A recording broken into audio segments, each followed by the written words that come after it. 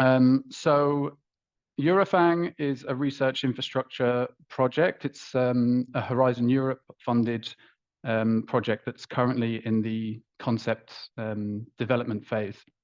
So it's not, and this is important to stress, it's not an active infrastructure that's providing resources and services now, but we hope it will become that in the future. And the idea of the concept development phase is to work out what the needs of the field are and how a research infrastructure could serve the research community, both in academia and industry, if and when it becomes active. So the runtime for this concept development phase is 2023 to 2025.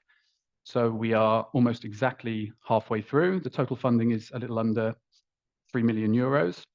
It's coordinated by FBN in Germany and co-coordinated at the University of Edinburgh, the Roslin Institute in the UK. But in total, there are 7 partners across Europe, and many of those were involved in one or more of the 6 Horizon 2020 projects that had a shared focus on functional annotation, genome expression, genome regulation across a range of different farmed animal species. And really, to break it down into one sentence, the aim of the infrastructure project or of this concept development phase is to establish the concept for an infrastructure that facilitates innovation for genotype to phenotype research and genotype to phenotype predictions in farmed animals across Europe.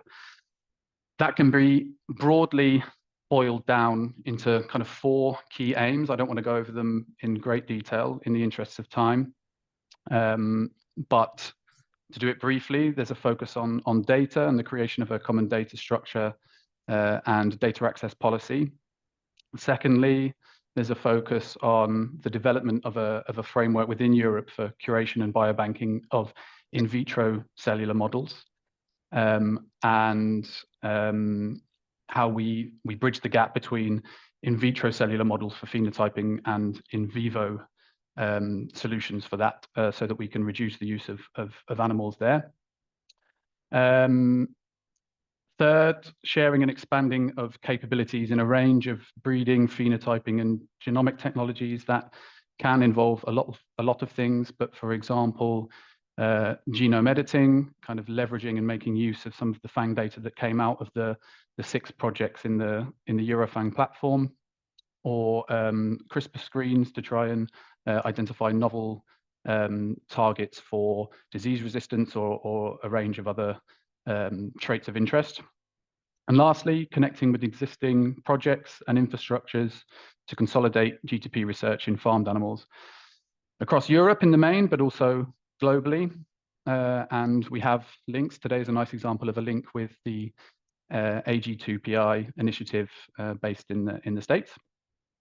So just to kind of show that from a slightly different angle, if my screen share, if I could slide through, does that work now? Hopefully, yes.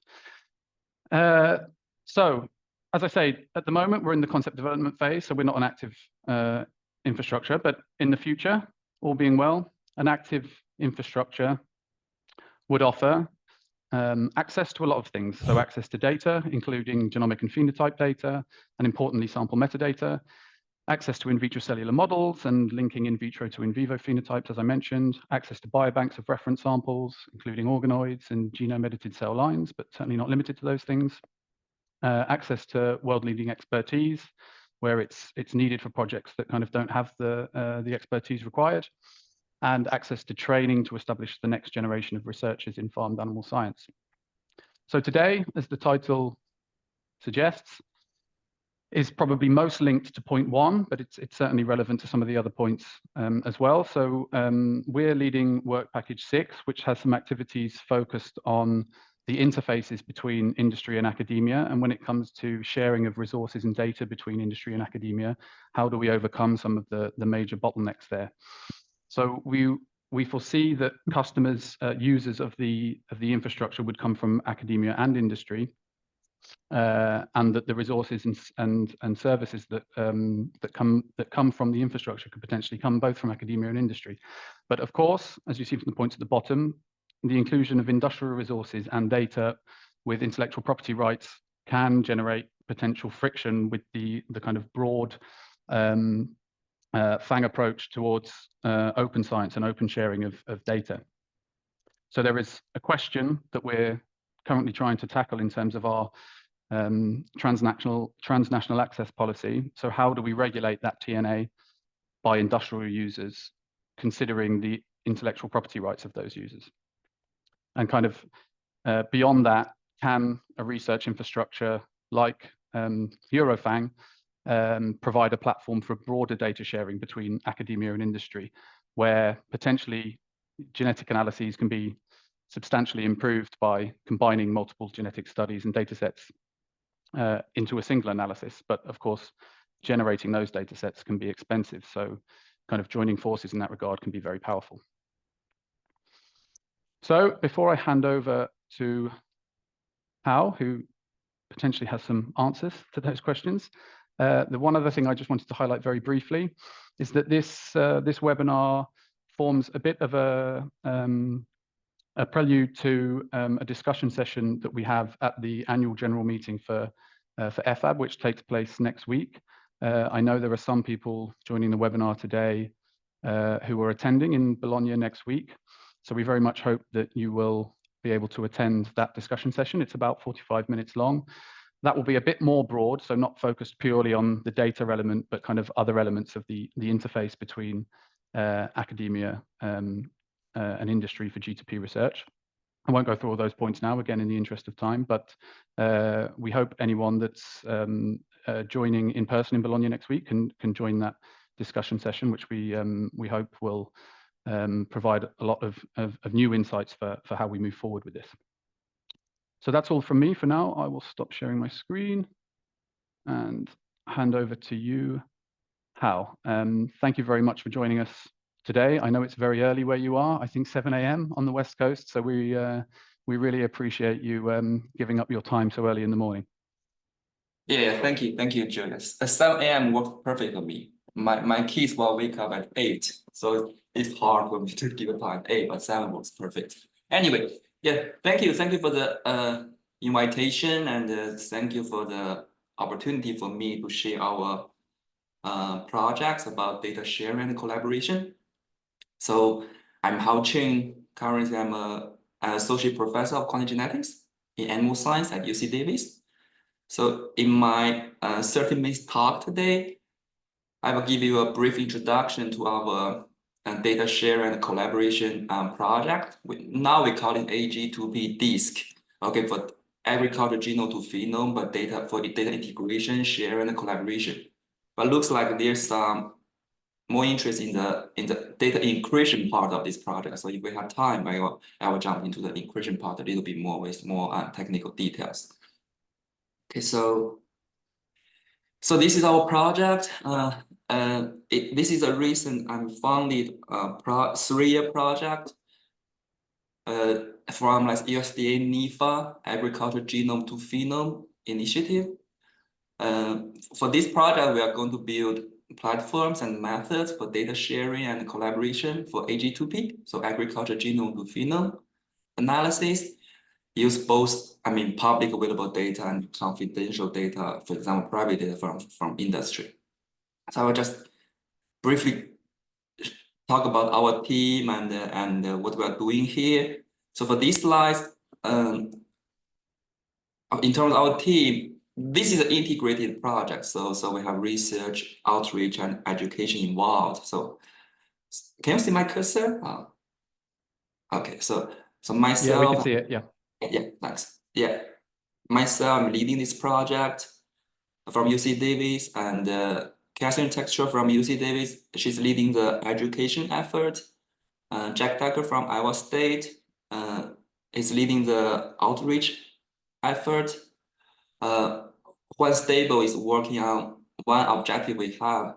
It's about federated and transfer learning. Is leading that one. Gustav De Campos, he's leading the from Michigan State. He's leading the 100 public data and analysis objective. Richard Moore from UK Biobank, he contributed a lot to the data encryption project we have here in this project.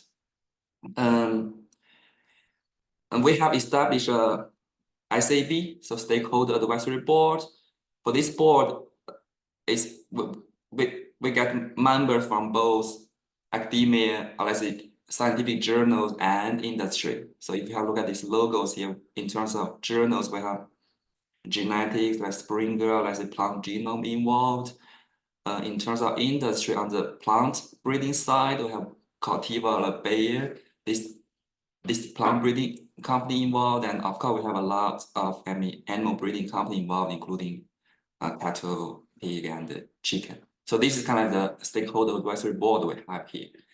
So like I mentioned today, I will talk about the background, why we work on this project, and then give you some introduction to each objective we have here, and then probably I will jump to more details in terms of the data encryption project if we have enough time. Okay, so a lot of slides I'm using here I got from our co-PIs. This is really a joint effort. So when we talk about data sharing or collaborations, I guess everybody knows that it's very useful. It's important. So in terms of data sharing, without data sharing, we won't be able to validate any result. So the first principle, the first important thing will be, okay, with data sharing, we'll be able to validate result. We see either from a talk or either from a paper. Okay, another one be with data sharing, we'll be able to reuse that data.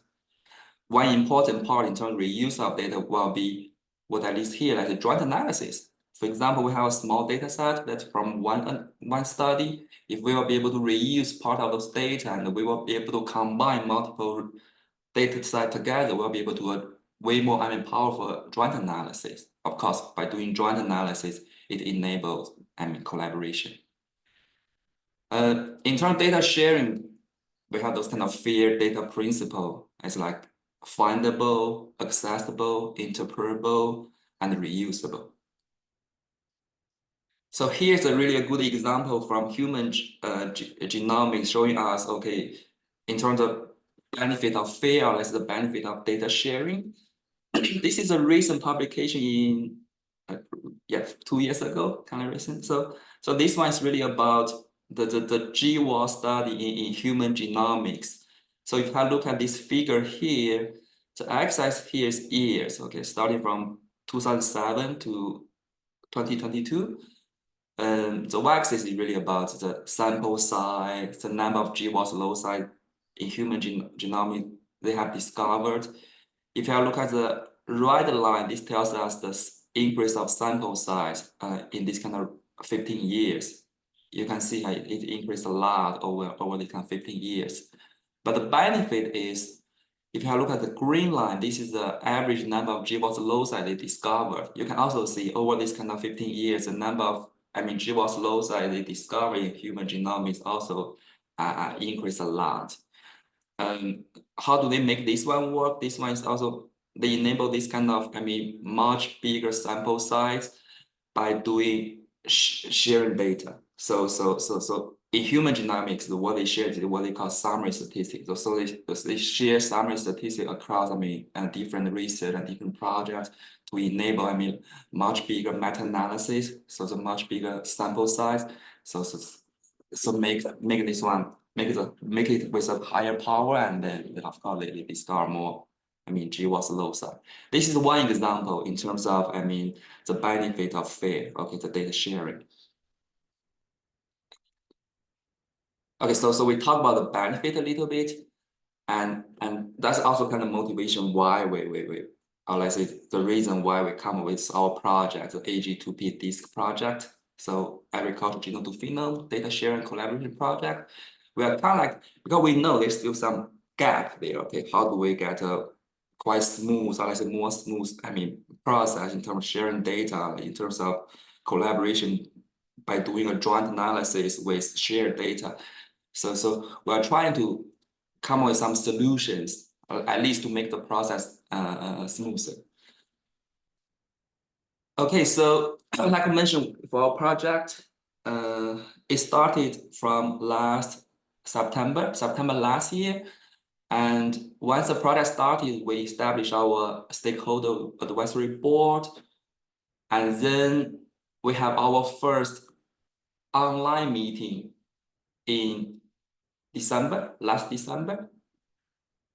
And then this is kind of like in this online meeting, really, we have representative from each company and institute I list here. We have a discussion in terms of what is the current status of your, let's say, your data sharing policy, or let's say data sharing protocol, and how do you foresee the next step, or let's say, is there any challenge you observe? I mean, in terms of sharing data, let's say from industry with researchers or with others. We got quite good comments and suggestions, and for here I just copy paste. I mean, some of their suggestion from the letter they wrote to us. So I'll just, because I think these 3 paragraphs here really represents the concern, or let's say the current status of data sharing in let's say both academia and industry. So I'll just read it a little bit. So the first one is about, let's say they said the data is highly confidential and cannot be released to the public. Okay, because it outlines our strategy to improve genetic gains, and hence is critical to our sustained business. But at the same time, however, this data is imperative for research toward these gaps in knowledge and challenges. Okay, I guess from this one we can see, yes, the data is confidential. It's hard to just direct release this one to public without any protection, but they can also see that it's important to share the data so we can do research and to fill the gap in terms of, let's say, breeding, let's say, internal genetics. This is the first one. The second one will be, okay, most research has been published in journals that do not require raw data to be made available to the public. So, however, this limits our collaborators and the impact of their research. As a result, it is more and more difficult to attract and retain high-caliber students and scientists to the field. When I saw this one, I really kind of agree with it, because nowadays, as a scientist, when I submit my papers to some journals, I consider it, because sometimes when I'm using some raw data from companies, because I want to be able to make the raw data public, so then it really limit, which publication my paper can go to, and then usually those journals with a broader, audience, let's say bigger impact, sometimes they require, for example, genetics. Okay, they require the data to be public available. So that is really kind of like, at least for me and for some of my colleagues, they really bring concern to us. Okay, of course, as another one is like George mentioned, so the training of next generation scientists. Lots of students, they will go to industry. Okay, but usually they go to industry, it depends on what project they work on when they are students. So if they won't be able to work on related project, probably it's also kind of like our stakeholder advisory board member mentioned, it's a little bit difficult to attract them to go to that field. Okay, that's one thing. Another one, the last one I have here, it's kind of like a solution now industry has. It's like they mentioned to this end, for them to do some joint analysis, a secure database has been set up with each member organization only having access to the data on its own animals. For joint analysis of the data, all data is made available to researchers, but under strict a material transfer agreement. So our data transfer agreements regarding the use and share of the data, and with company information obscured. This is a solution, and but it's like still lots of burden there, and I will talk a little bit more about this one, because actually behind this sentence is a project. Our co-PI Jack Decker has been working on. So I'll briefly talk about this project and tell you how this one works and what the benefit you can see by doing data sharing. So for this project is a nice project about natural disease challenge in pig. For this project, they have collected very nice data set. Let's say they have 650K SNP genotypes, about 5,000 pigs, and then for this pig, because it's natural disease challenge model, so they collect resilient phenotypes. For example, let's say growth performance, let's say mortality, and they also collect lots of information, let's say from the blood and from the omic. Let's say they have this kind of immune response assays on blood, and they collect omic data, let's say microbiome data, blood transcriptome data, and this is it's a really nice data set. It's a really, nice, project. But to make this one work, it's really hard for a single company to handle it, especially, let's say, small companies. So behind this project is really a big dream. So 7 companies behind it. So for them to work together is kind of what maybe it's a little bit hard to read this one. So this is what I just showed you, the third one. So to make this one work, it's really each company contributes their animals, but they have a central database, and then each company only has access to their own animals, and of course the scientist has access to the overall data, but let's say with the company information obscured and with very strict MTA and all this stuff. And later I will show you, it's like by doing data encryption we can make the at least make it easy. So what's the benefit when we do a joint analysis? Why don't we just, oh, come on, we have 5,000 peaks, but maybe with a single company, even though the sample size will become much smaller, so why to manage a lot? So based on some preliminary results, from the research, what we can see is that for this figure, it shows you the genomic prediction accuracy. This, of course, this for one tree, this for average daily gain, I think, and the challenge. What we can see is like, because the company information is obscure, so we have company A, B, C, D, E, F, G. We don't know which one's which one. But if you have a look at the first one, let's say for company A, the blue bar is kind of like, I use company A data only for model training, or let's say to train my genomic prediction model. And of course, the prediction is also for company A. And the orange bar is like, instead of using company A data only, I'm using all company data. Okay, this kind of, I do a joint analysis, combine, this 7 company data together. And of course, the sample size becomes much bigger. And then of course, we validate in company A. And generally, what we observe for most companies, we do see improvement or increase in terms of genomic prediction. So this is one benefit by doing data sharing. So we'll be able to do a joint analysis. We'll be able to see a much bigger data size. And for a single company, the power may not be high enough, but by combine all the data set together, especially for let's say project like this, it's a natural disease challenge. Project is not that easy to collect all this kind of information. Okay, this is one example in terms of benefit of data sharing and collaboration. Let me see. Oh, another example in the US dairy genetics, really don't need to talk about this one too much. It's like the CDCB. So basically sharing, dairy herd data, get this kind of national, database, and USDA, CDCB, and academia all work together for the genetic evaluation and the data validation, as well as the software validation. So this is again a benefit of data sharing and the data collaboration in animal breeding.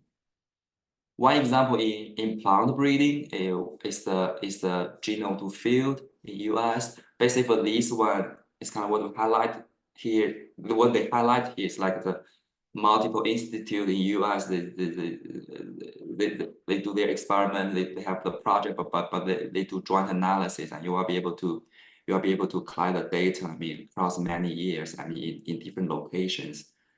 And the example will be, if you look at these 2 figures, the sample size, or let's say this for maize, the maize lines is really increased a lot. Over years because of this kind of data sharing and collaboration. Okay, so this is the benefit of data sharing, but we understand it. There are also restrictions on data sharing.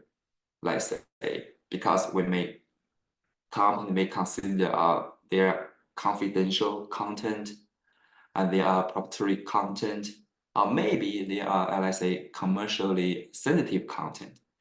So lots of this confidential information probably considered as secret.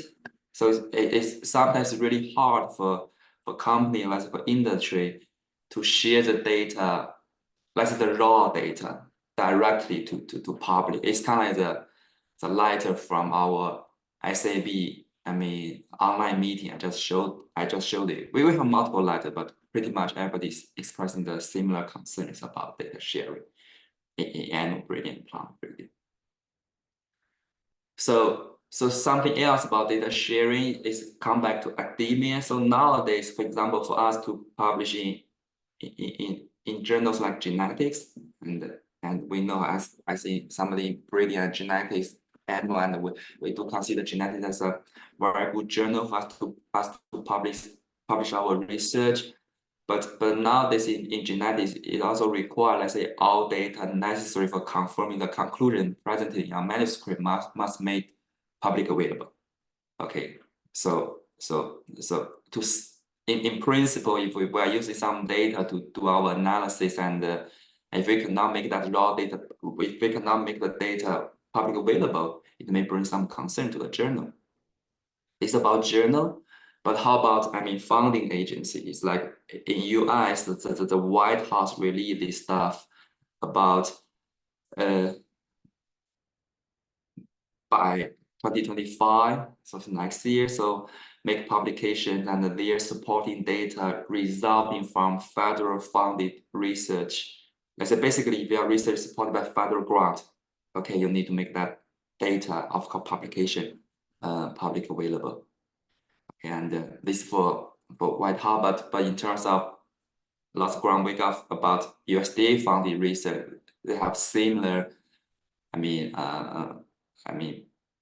concerns or similar plans. So in terms of, okay, you need to always make your data public available, okay, if your research is supported by a federal grant. So this is about the background in terms of, okay, so data sharing is important, and data collaboration is important. It allows us to get more discovery and having, let's say, higher accuracy, but there's some concerns. So that's the reason why we come up with this project, ongoing project. And in our project, we really have this kind of multifaceted strategy. So we have about 4 objectives. So for here, I'm going to go over it one by one briefly. And like I mentioned, if I have time, I will talk more about our the data encryption one. Looks like our audience are more interested in that one. So the first one is led by Gustavo de Campos. It's about 100 public data set and analysis. If you have a look at the figure on the left, it's the figure, the axis is again the year, so starting from 2000 to 2023. And for the y-axis, we show the number of genomic selection publications and the number of genomic selection publication with data. Okay, so they have a data attached to this publication, and it's publicly available in principle. So if you have a look at this one, so if we just have a look at the right line here, the number of publications from 2000 to 2022, it increased, even though it went down a little bit. But if you have a look at the numbers, it's like roughly every year we have more than, let's say, 100 publications with data set published. So we do consider that those as some very useful resources. But as we know, these data sets are scattered, all around the internet, and not in a, let's say, a uniform way, and it's when we start to use it, there's some challenge. So this is really about our first objective led by Gustavo. So what we are going to work on is that we're going to develop a website and GitHub repository to hold some metadata together with a searchable database of the data set, and of course some associated, script that will do some data analysis, basically do quality control, and then do a genomic prediction analysis using the data set. Okay, I'm working with our stakeholder advisory board. We're also going to create a mechanism for authors to push new content into this platform, including both new data and analysis pipelines. So this is a project ongoing, but we have reached some milestones. So we are going to release the first version of our website and the GitHub repository this year. This is one of our objective. So another one is kind of one objective I'm kind of leading. It's about data encryption. I think for this one I made a video, so I probably could just play the video. Nowadays, phenomics and genomics data are highly used in genome-to-phenome analyses. When publishing scientific articles, many journals are also interested in and may require the publication of the corresponding data consisting of genotype and phenotype information, as this allows for reproducibility. However, companies and institutions may not want to publish their raw data for privacy reasons. A similar situation arises in the case of joint analyses, where several organizations pool their data together. These organizations may also not want to share their unprotected data with others. One solution to these privacy concerns is implementing an encryption scheme that allows for outcomes identical to those that would be obtained without the encryption, such as estimated marker effects, while protecting the data, such as keeping it encrypted during the entire process. A common method that has been used before is de-identification, where identifying information, such as names, is removed. This method is useful in making it more difficult to identify individuals in the dataset. But a downside of methods like this is that after de-identification, one can still infer information about individuals, for example, relatedness with other individuals in the dataset, which we would like to avoid in order to keep the data secure. A new method that we are developing, homomorphic encryption for genotypes and phenotypes, abbreviated HEGP, allows you to obtain the same results from the encrypted data as those obtained from the unencrypted data in the form of estimated marker effects. In addition, individual information can't be successfully inferred from the data encrypted with HEGP, especially as the data remains encrypted throughout the entire process. To demonstrate how HEGP works, we'll take an example of one trait controlled by one SNP, shown here on the right and the left, respectively.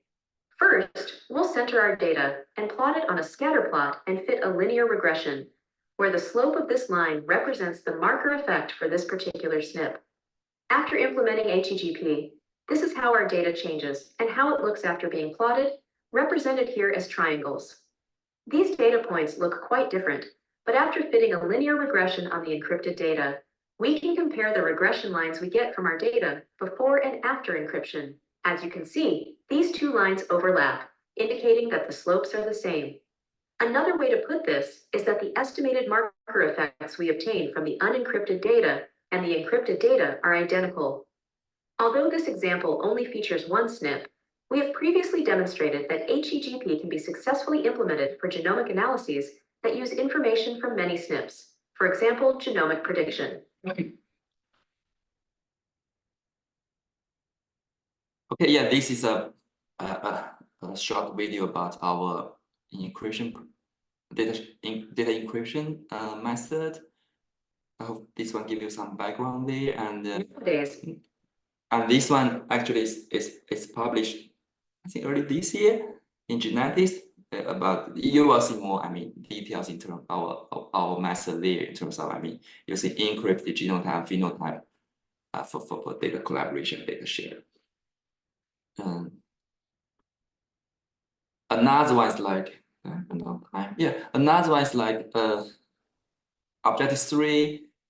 One stable from our state is leading this one. Is about federated transfer learning. The basic idea behind this is really do not share the raw data, but maybe we can share some intermediate statistic when you do your model fitting. So by sharing that, let's see, what kind of, accuracy or what kind of level of power we can reach from this study. Okay, I'm not going to talk too much about this one here. And a very important component of our project is education outreach. And we're going to develop some curriculum, and we're going to do grad student training with internship in this one. But something we have done a lot in terms of is the third one is about outreach. So basically interact with our stakeholders by doing this kind of having a scientific advisory board and having this kind of stakeholder advisory board online meeting I just mentioned to you, and I think 1 month ago, 2 months ago, we have this kind of workshop at AG2P 2024. So in that one, we have invited speakers from animal industry, plant industry, journal, and funding agency talking about, their opinion on let's say, their perspective on data sharing collaboration. Okay, so that's the case.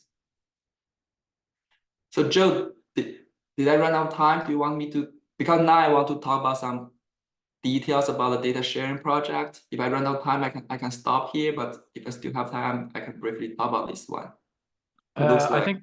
I think it would be of interest. Maybe if you can take 5 more minutes, and then we have Sure. some time for questions. Some people will maybe have to drop off the call, but those who are interested can stay around for a couple of questions afterwards. Sure. Okay. 5 more minutes. Yeah. Sure. Thanks. So because based on the message I got from Joe and Emily, I look like there's a more interest in the data sharing part. But I will say our project is really an integrated one. Each objective will contribute some of the data sharing, goal.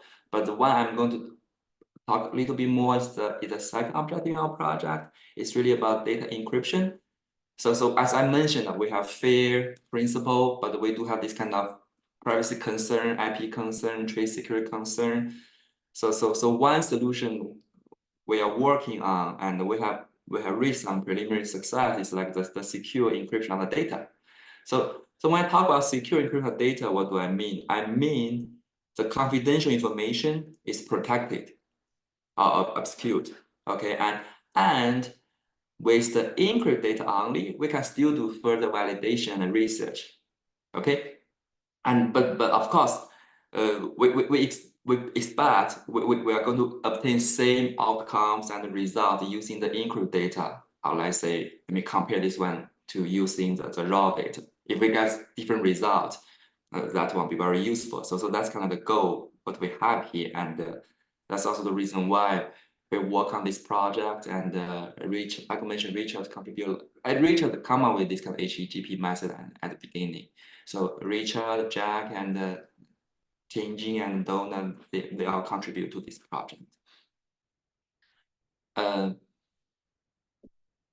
A brief introduction to HEGP. So the example I have here, let's say we have 4 individuals, A, B, C, D, and on the left I have the SNP genotype, on the right I have phenotype. Okay, basically you have 4 individuals and 6 markers, SNP markers for this data set. Of course, we have phenotype for each individual.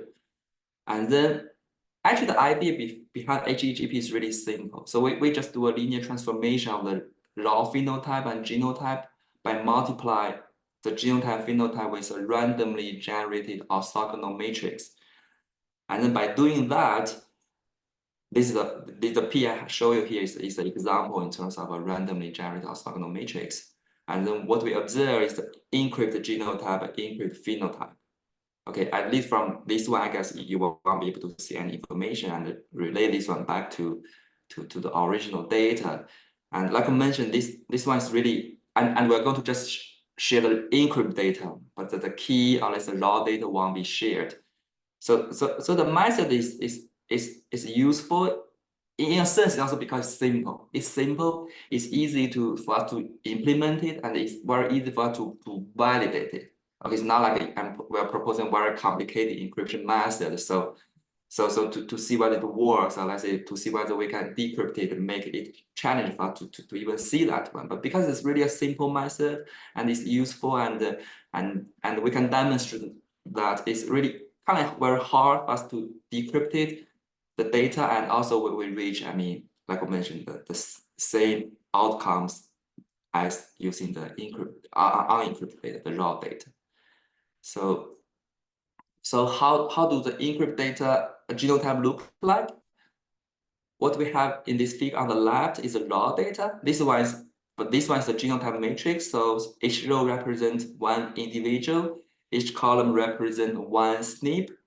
So basically, in terms of genotype matrix, each pixel here really represents the count of the reference allele is either 0, 1, or 2. So for here, we are using white to represent 0, gray 1, and black 2. So basically, this is really a matrix of pixels of white, gray, or black. Okay, basically a matrix of 3 numbers, 0, 1, or 2.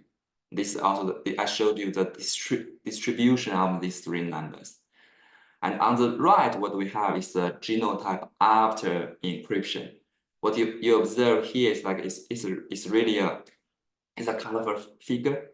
And then if you look at the distribution of the values in this matrix, the encrypted one, it follows randomly kind of normal distribution here. So it's more like random numbers. So which also indicate it's hard for you to decrypt it. And by using HEGP, we preserve the LD information between genotypes, but we really scramble the individual level, I mean, relationship. So you won't be able to infer, let's say, the relatedness between 2 individuals by using the encrypted data. I'll just skip this one. This is about some technical details of why it works. Of course, we also want to show that by doing this encryption computationally, we'll be able to obtain, let's say, same result. What we did here is a simulation study by simulating different genetic architecture. So, but in short, it's really, if you have a look at this figure here, this figure shows us the estimated breeding value using the raw data and the estimated breeding value using the encrypted data. You can see how all the dots, they really fall into the one-to-one line, and the correlation between these estimated breeding value either using raw or the encrypted data is 0.9996, and it's almost 1. And then we talk about, we also obtain almost identical estimated markers that use either we are using the raw data or the encrypted data. Another one is like, by doing this encryption, we can do joint analysis. It's like this really go back to the example I just showed you about, I mean, Jack's project, that natural disease challenge project, we do joint analysis across multiple companies. Actually, to make that project work, we really don't have to share the raw data. By sharing encrypted data, it works. So the idea behind it will be, let's say we have the raw data from company A and company B. What we can do will be, company 1 can encrypt their data by themselves with their own key. Okay, company B can encrypt their data with another key, so their own key, and encrypt those. And then we'll be able to combine this data together. You can send this encrypted data to a research group, and they can do the joint analysis by using the encrypted data only. Okay, without access to the raw data even. So if we go back to the natural disease challenge example, so there are 7 companies. The idea will be, let's say we have company ABC and we have the raw data after our HEGP, so data encryption. They do by themselves. Okay, they can get the encrypted data. Like on this side, we have these 3 colors. These 3 colors represent the encrypted data. So for 3 companies, and these 3 companies can send these 3 data sets to the data analyst, for example, a research group like our group, and then we'll be able to use these 3 data sets, but these are all encrypted, and to obtain the same result as what Jack reached by doing the joint analysis, having access to to a central database of the raw data. So example I showed you will be, because lots of research in that project goes to, GWAS. So for here, this figure shows you the GWAS using the raw data. Okay, basically a figure from some of Jack's publication. And then the figure we have on the left is a GWAS using the encrypted data. Okay, what you can see, we get identical result, basically. So I'm just showing you one example. By using the encrypted one or encrypted one, we'll be able to get a same result. Okay, so I think that's everything I want to talk about. Sorry, I run out of time a little bit. So now I'm happy to answer. Oh, I'd like to thank the grant I have received to support my research. In addition to the also of course including this kind of USDA for AG2P one, and also I thank our co-PIs and our student postdoc now who are actively working on this project. Of course, our stakeholder advisory board members really give us lots of suggestions and comments and perspective in terms of what we should work on. Yeah, now I'm happy to answer any questions. That's great. Thanks, Hao. Yes, we've overrun slightly. We were aiming for 4:45, but hopefully some people allocated the full hour. So if there is anybody still on the call who has a question for Hao, Elisabetta, I see your hand up already. Yes, hello. Thank you very much, Hao, for your nice talk. Very interesting and very relevant.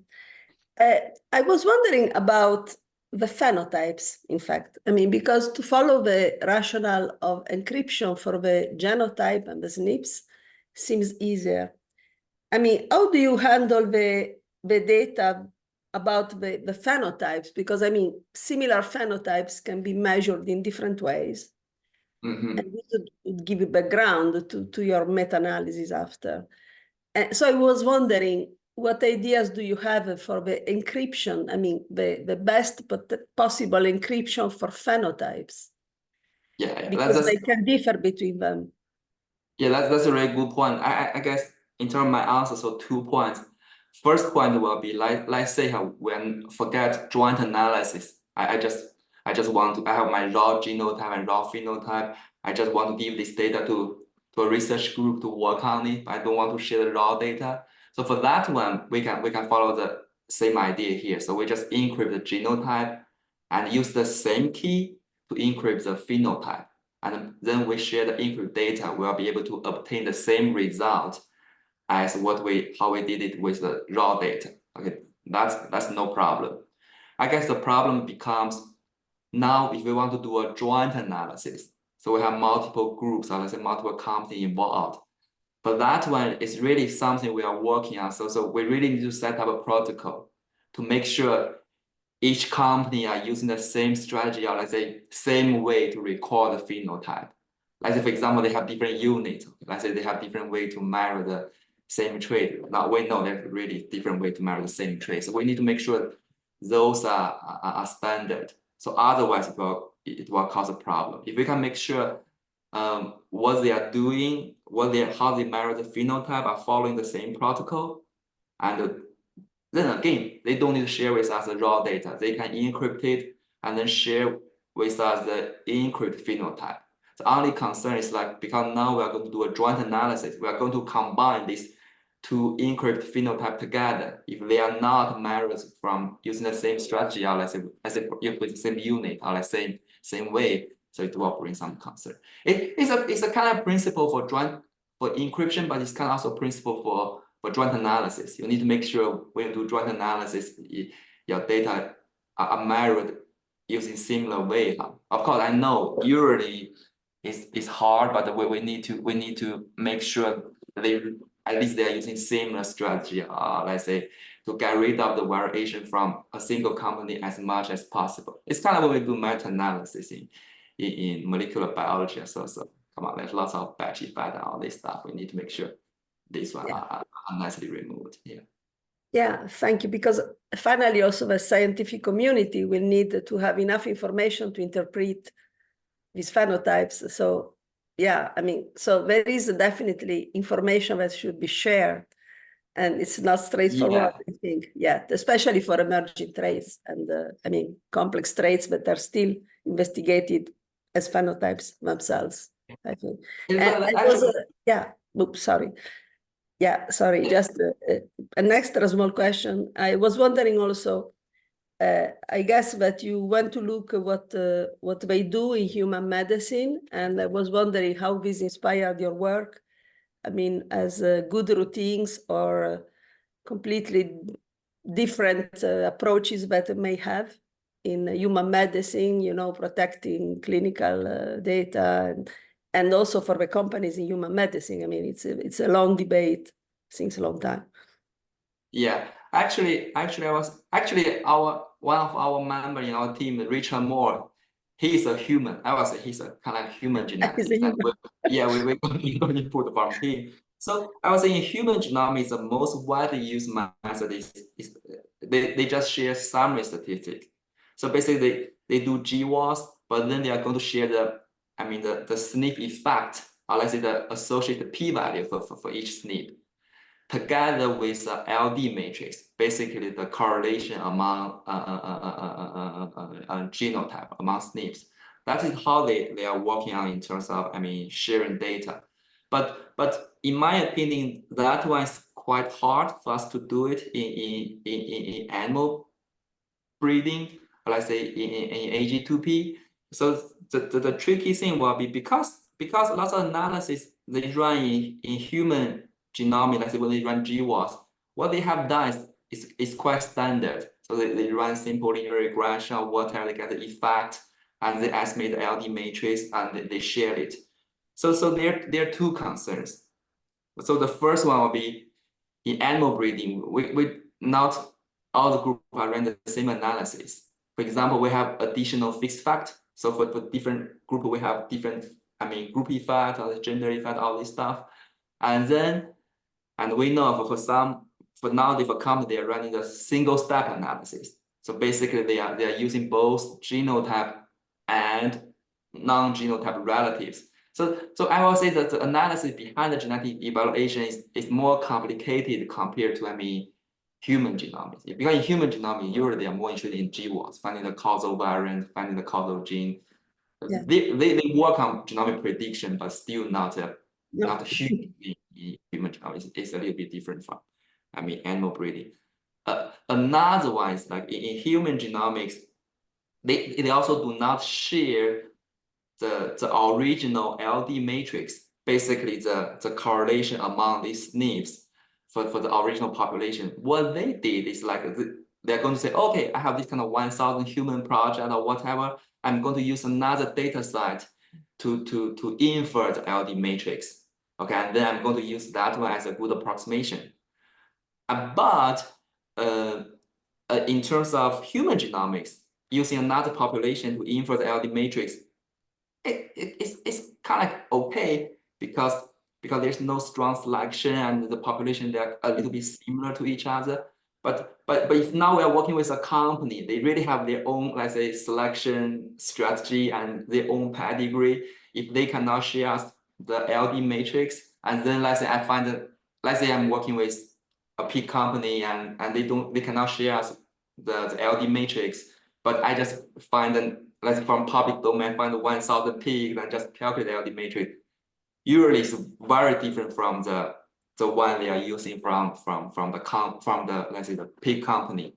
So we'll mess up our analysis. I would say there's really some difference in terms of human genomics and agriculture. Especially I know more about animal breeding, so that's a difference. So that's the reason why it really give us a strong motivation to work on our one. Our one, we don't have that problem because after encryption, we still have the encrypt phenotype, encrypt genotype. We can do our stuff. We have shown that we have published, but with the encrypt genotype, phenotype, we can still do single step analysis, and we can still do other analysis, which is very hard for us to do it with the summary statistical way human genomics is doing. Yeah.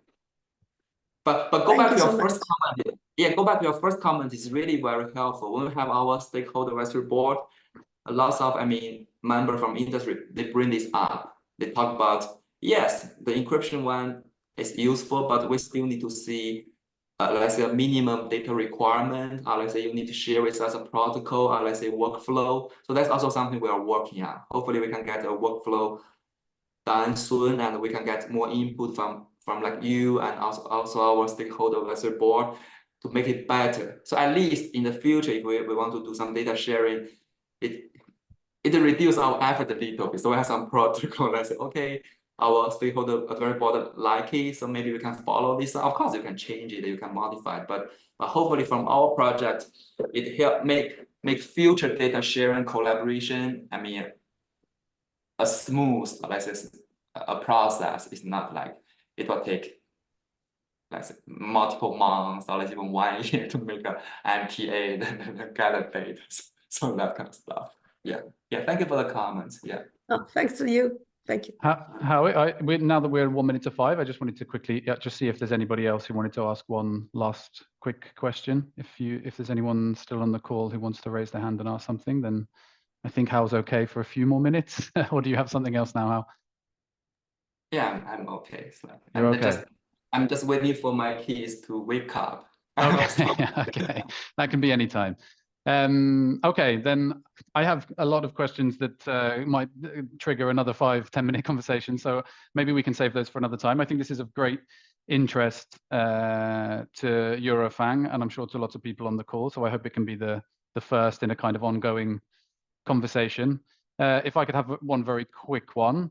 Artificial intelligence is another focus of EuroFAANG, and I wondered about how much you've addressed kind of decryption of the encrypted data and how easy that might be for people who want to do it, especially in the world of artificial intelligence, if there is a quick answer to that question.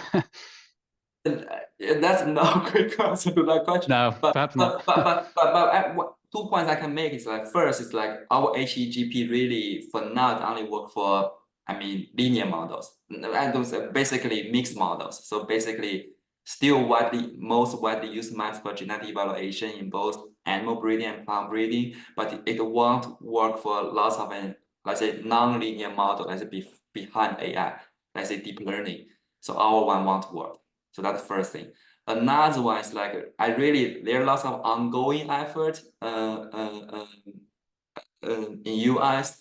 So for example, UC Davis, Iowa State, and together we are trying to set up a cybersecurity project in terms of, okay, now we're having AI here. Of course, AI can be used for genetic evaluation, but a more widely use of AI, for example, is the phenomics. Let's say you have cameras and sensors on a farm, you'll be able to track animals and record more phenotypes. So that kind of information. I also say there's ongoing effort. I don't consider myself, I'm working on some AI project, but I don't consider myself as expert in AI encryption. These are the information I can share. Maybe next year, once I work more on the AI cybersecurity thing, and you can invite me again so I can talk more about that. Okay, yeah. Look forward to it. Okay, then we're past 5 o'clock. So unless anybody wants to ask one final question, I don't see any more hands raised, and I think we can end it there. Thank you again, Hao, for your time, especially, as I said, so early in the morning. And yeah, hopefully this will be the first of a kind of ongoing collaboration and conversation. So we'll speak again.